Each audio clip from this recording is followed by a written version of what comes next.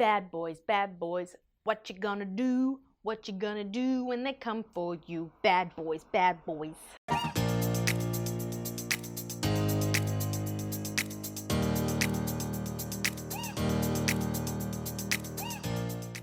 Hi guys, welcome back to my channel, or welcome to my channel if you're new here. My name is Jacy. I do story times on this channel, and would you look at that? This is a story time video. Today's video is what I call snippets, where I give some short little compilation of stories all in one theme, and today's theme is all of my run-ins with the law. Now, if you know me, you're probably thinking, but Jacy, you're a cinnamon roll, a goody two-shoe, a teacher's pet, if you will. And to that I say, yes, but I'm also what the cool kids call a badass.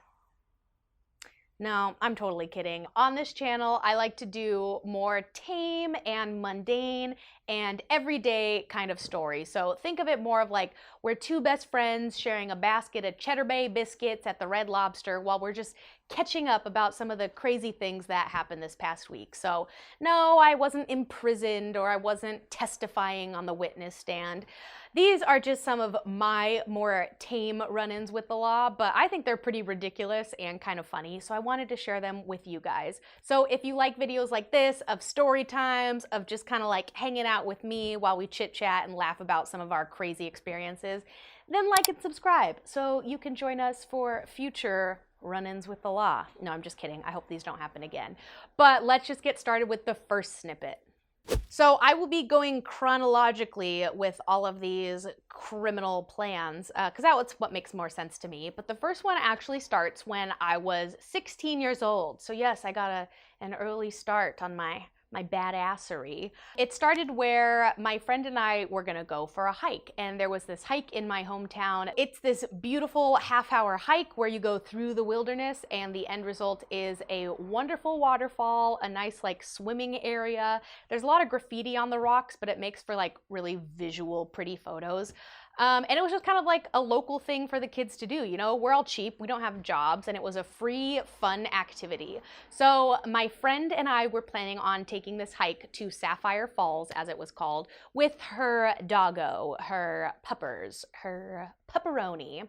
Her golden retriever was coming with us. So she picks me up and we head to the hike, and we head to the little neighborhood that we always park in. We park our car and we see some signs, and they say, no trespassing, private property, no access to Sapphire Falls. And we thought, well, either that's new or we've never noticed it before, because we've been doing this hike for years and it's never been considered private property. This is the way you get there. And what was interesting is that there's actually kind of like two entrances to this hike trail. This was one of them where it was just an easy hill up to the hike. The second one was actually kind of crazy, and I don't know how this was sanctioned, but it involved some cliff that you literally had to use a rope to get down. You literally had to rappel, Denzel.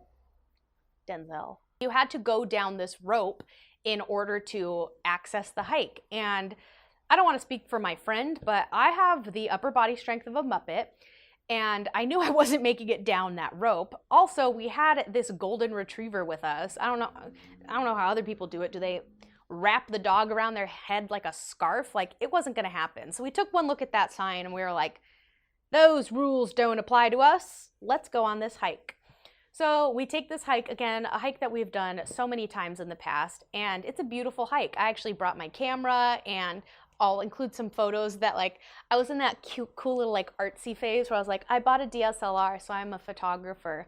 And I would take this hike with like several different friends and just take photos of them, because it was just such a cool area, such like cool visuals, and it was really fun. So I'm taking photos, we get to the waterfall, we kind of like dip our toes in the water, there's a ton of people there swimming, hanging out. You know, it was like the local teenage watering hole, and it was always just a fun activity.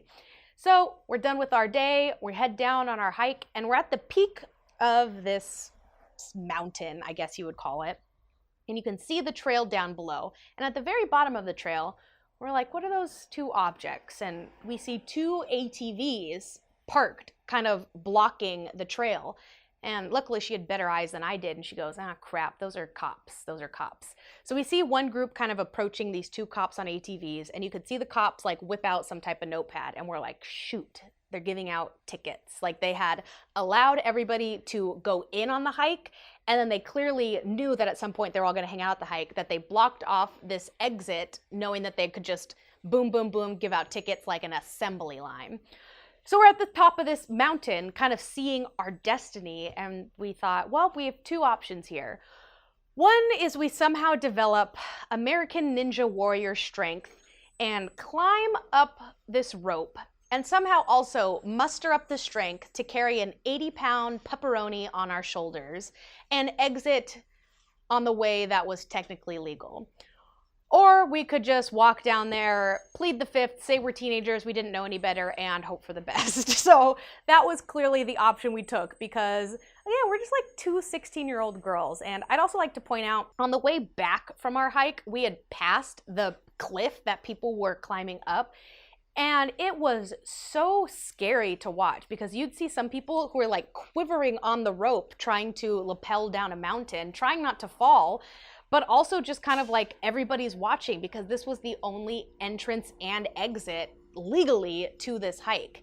And so there was like a line forming where, okay, one person go down, another person come up. So you have a bunch of eyes on you and you have to muster up the strength to survive it. And I don't know, maybe I'm talking it up too much because it seemed pretty simple if that many people were doing it. But again, as somebody who couldn't even beat up a spaghetti noodle, I knew it would be impossible for me.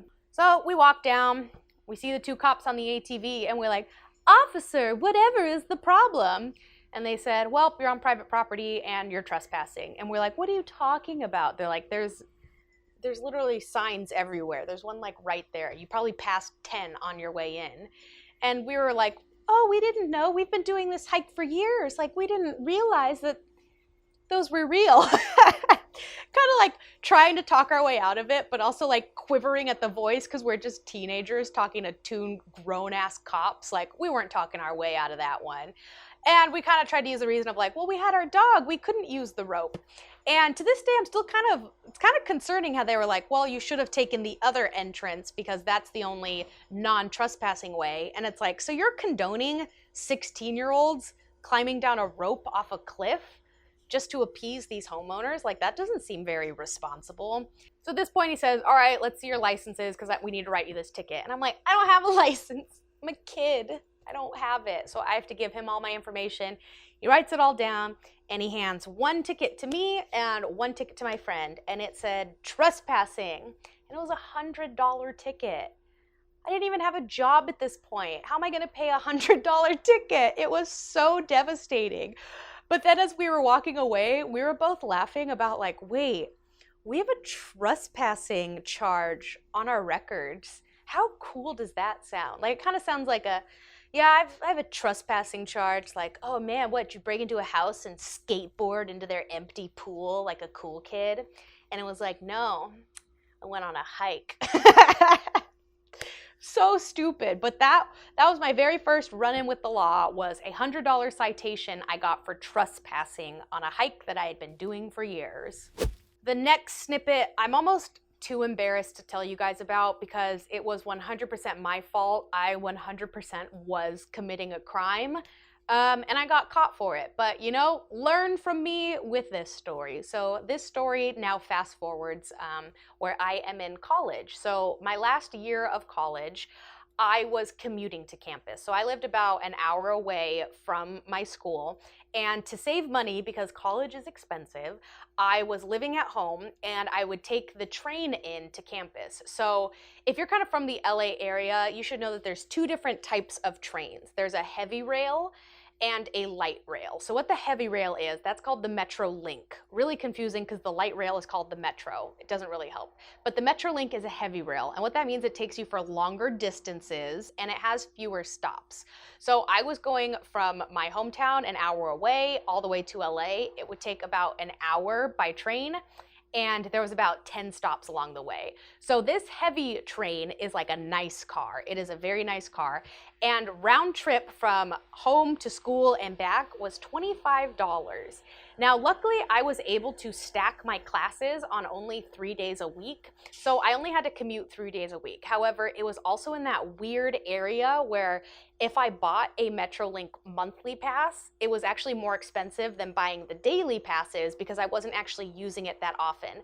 But $25 a day for 3 days a week for 4 weeks out of the month, that's math. You do it. That was a lot of money for a college kid. So what I started doing, and again, not proud of this, please don't follow my example, was I kind of started studying the patterns of this train. And what would happen is that, kind of like clockwork, the conductor would come around halfway and check everyone's tickets. And all you had to do is just kind of like hold it up, and they would just make sure that, you know, it says where you're going, that it was on the day of, and that if you had a discount on it, they would just confirm the discount. So I, for example, did have a student ID, so I was using the student discount.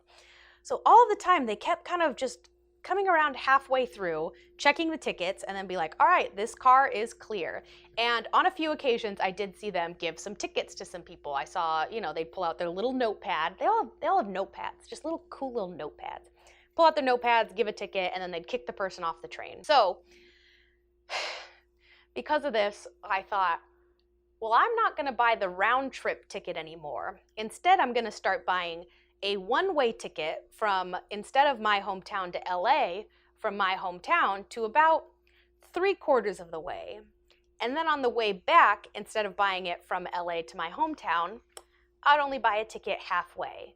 So in my head, instead of paying $25 for a round trip ticket, I was buying 2 halfway tickets and spending around $12. You can see where this is going.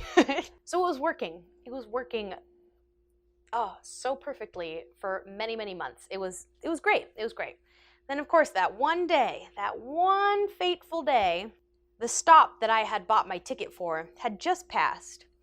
I hear the door open and the conductor says, "Tickets, please." And I was like, well, shit. So what do as some 20-year-old who is panicking about, oh shoot, I'm about to get caught for, you know, cheating the system?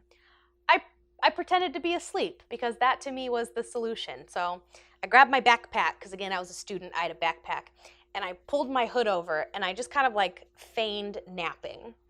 So the conductor comes around and he pushes my shoulder and he goes, "Excuse me, miss, tickets, please."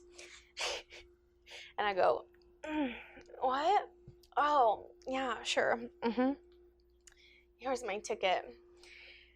And he looks at it and he goes, "Your stop already passed, ma'am." And I was like, oh no, I missed my stop.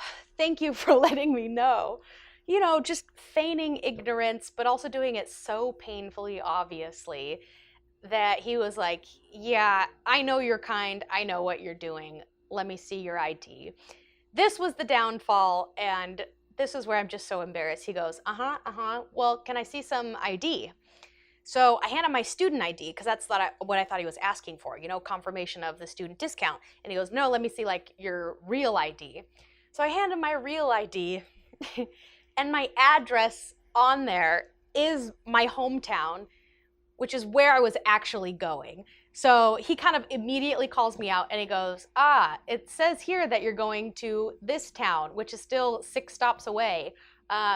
You clearly bought your ticket halfway, so I'm gonna have to write you up. And at that point, I didn't complain. If you guys saw my getting fired story time, you know that I'm not good with lying, that once I'm caught, I'm kind of like, you got me. I deserve the consequences. And that's exactly what happened. I was just kind of silent and I was like, yeah, sorry. And I think I may have made a comment of like, yeah, sorry, like, you know, student loans, they're tough kind of thing. Not trying to like plead my case of like, please, sir, I'm poor, I'm a college student, I can't afford it. It was more like, yeah, sorry, like these tickets are just so pricey, I did what I had to do, like, give me the consequences, sir. So this guy takes a little bit of mercy on me and he says, okay, I'll tell you what, this ticket is a $300 ticket. And I immediately was like, okay, all right. And he says, I am not gonna say where you bought your ticket to, so like halfway. I'm gonna say you only bought it 2 stops short instead of 6 stops short. So that should save you around like $80 or whatever it was. And I was just kind of like, thank you. I appreciate that. Like, honestly, thank you. So this conductor honestly took mercy on me, and he kind of gave me a cheaper ticket than probably what I deserved. I deserved to pay the full $300 ticket because I broke the rules. You can't do that. You can't do that, you guys. Like, I was cheating the system, and it was one of those things of like, people do it all the time, so why can't I? And it's like, because you'll face the consequences. You know, it's a lot of it is the honor system. And, you know, I deserve what I got. So I ended up having to pay, I believe it was a $120 ticket was my total. And I didn't tell anybody. I did not tell my parents. I don't know if my mom even knew this.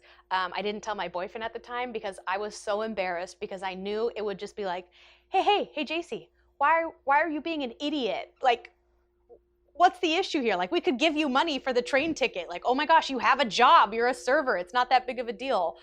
But I was just trying to cheat the system, and I was so ashamed of it that I didn't tell anybody. You know, until now. And I paid for all of my tickets in full after that. I would like to point that out, that I learned my lesson and I stuck to that life lesson. So just buy your ticket, fam. Just buy it. The last snippet in my run-ins with the law is probably the most ridiculous one. The one that still makes my blood boil, because the previous two I feel like I deserved. This one makes me hate the system. So I was in college again, and I was at school. This is going to be a short one because you're not going to believe this. I had to take the train, like I was saying. So the train stop didn't just drop you off like directly on campus. I would take it like a few stops shorter and walk into campus. So I pull in on the train, get out of the train. I start walking to campus when I hear a beep, beep.